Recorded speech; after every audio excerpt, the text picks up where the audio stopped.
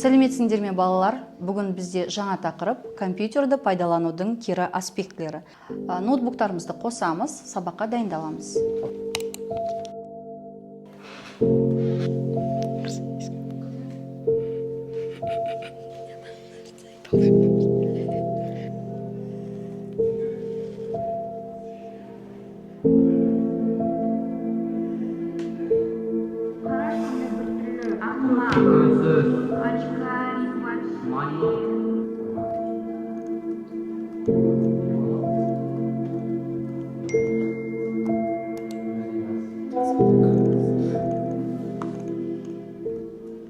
Интернеттегі буллинг қоңырау соғумен тоқтамайды.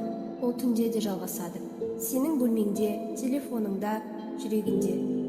Бір ғана хабарлама қызға итеруі мүмкін. Бірақ бір ғана хабарлама қайта алып шығуы да мүмкін. Қорлауды көрсең үндеме. Сенің жалғыз емессің, сен маңыздысың деп жазатын адам бол.